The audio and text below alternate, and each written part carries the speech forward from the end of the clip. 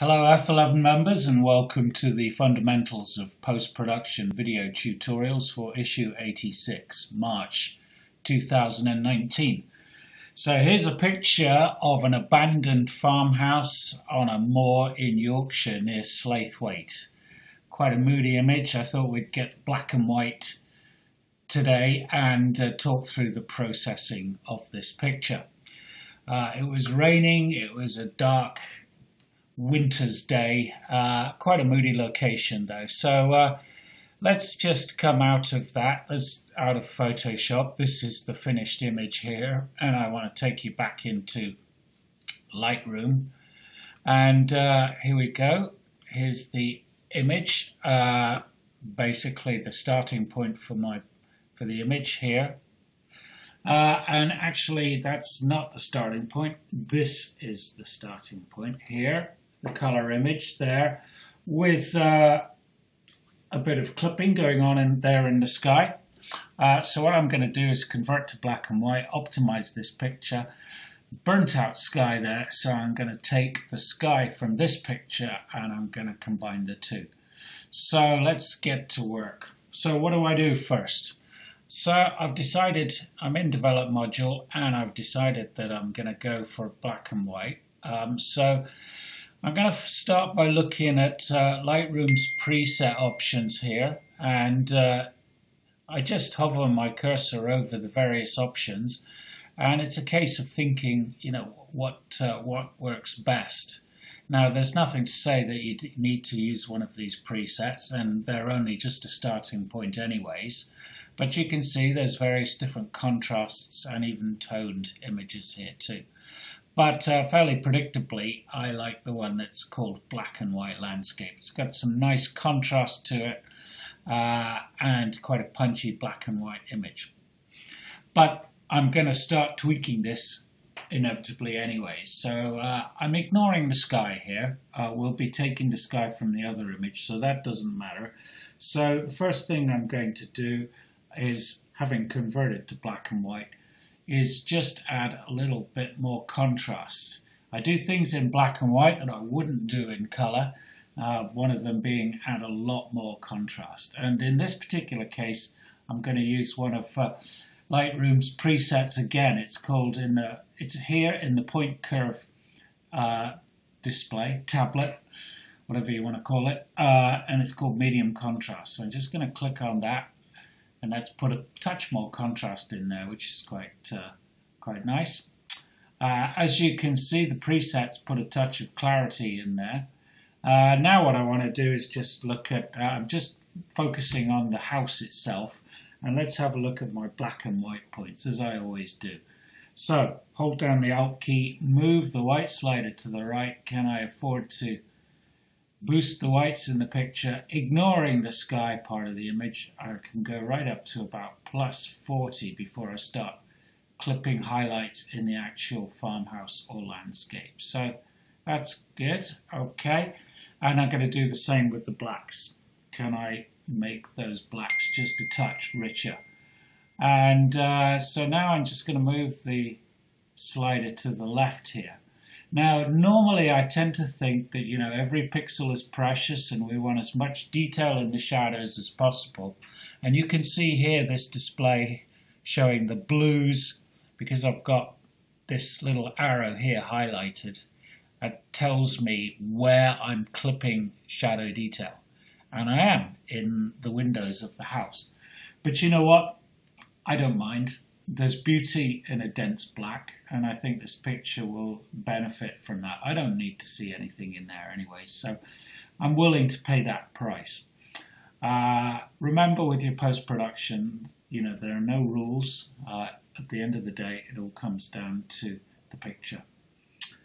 So that's good. Now what I want to do is just use the Radial Tool here. So I click on that, it's up here. And I select the area that I want to work on. Well, in fact, what I want to do is darken down the picture in the corners, really, just to focus the viewer's attention on that house there. So I've set the size of my radius, sort of oblong shape there. I'm just going to pull back the exposure now here to about minus 30-ish.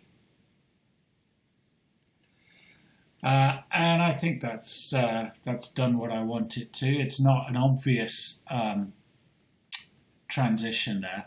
And the other thing is I'm going to feather that so it's a really nice, bring the feather up to maximum so that the actual radius is so soft that you barely notice it. I think I can afford to darken it down a little bit more. So I'm just going to select there the exposure and then use my down keys on my keyboard just to make it a touch darker there.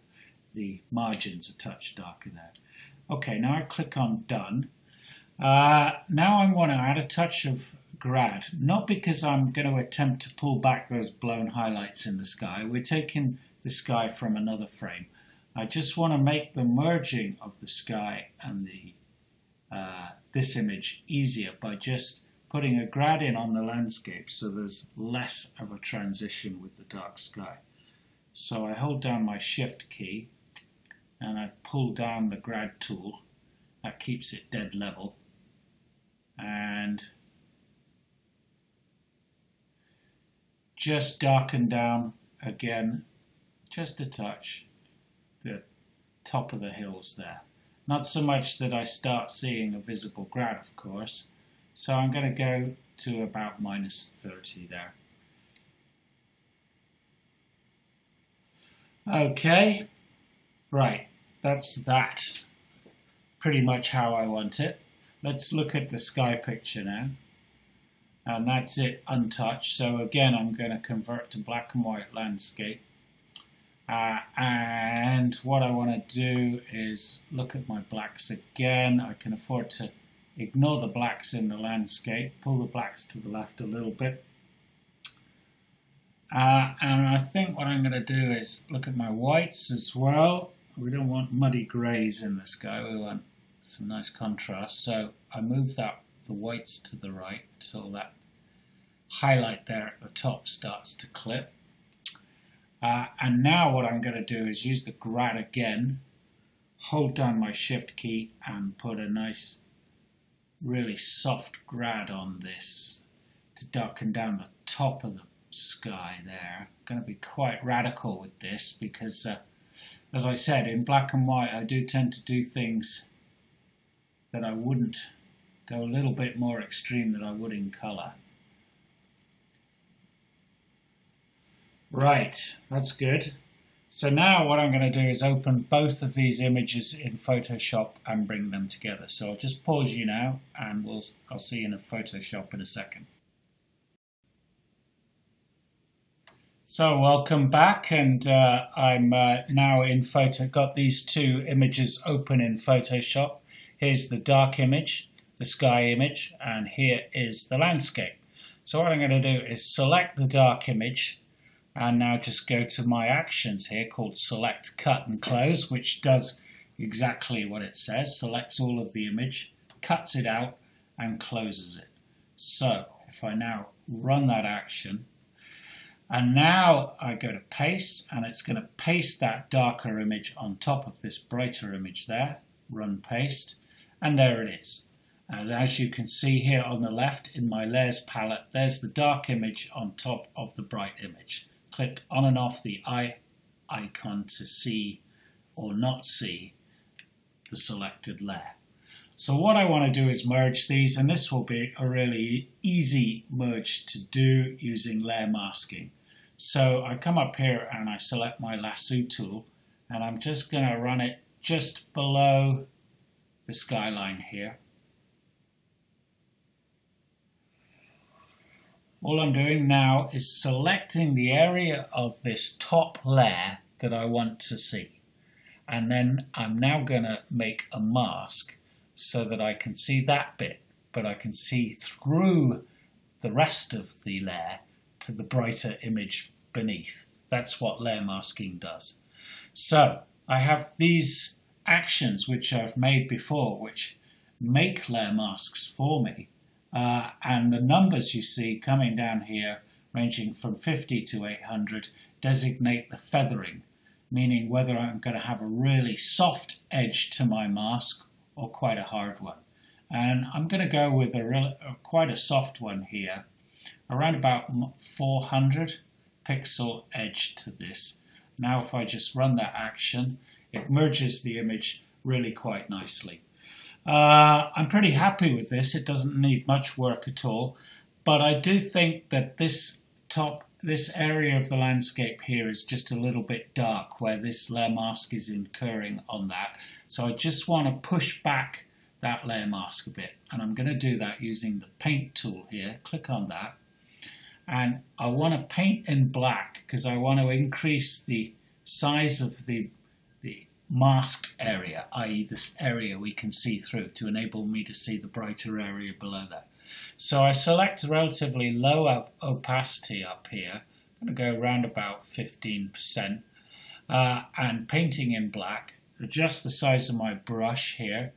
I've got I can do that really easily using my graphics tablet, or you can use the square keys on your keyboard. And now just paint away, subtly lightening that top part of the landscape there. Okay, just come down on my size again. It's just this area over here to the left that looks just a little bit dingy, you know.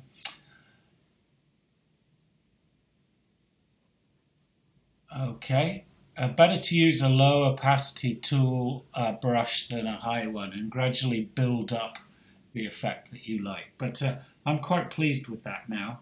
I'm going to just select the sky here, go to Image Adjustments, Curves, and I'm looking at the curves just for that layer. I'm just going to bring the darkness back just a touch, just make that sky just a touch heavy. Let's go for some real drama in that sky over the Yorkshire Moors. Preview that. Really minimal, but it's a game of millimeters. Okay, and I'm quite pleased with this picture now. I'm going to flatten it, and then just here I've got a bit of an area that white bit just on the edge of the frame is annoying me.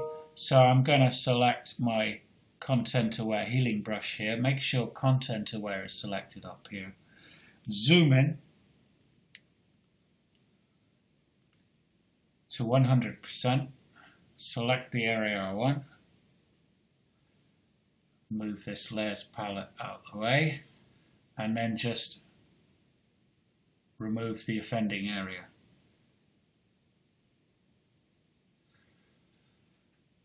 And then zoom back out, make sure it looks real, and et voila, I'm quite pleased with this picture.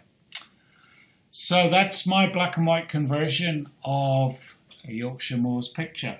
I'll welcome you to part 2 of the tutorials shortly.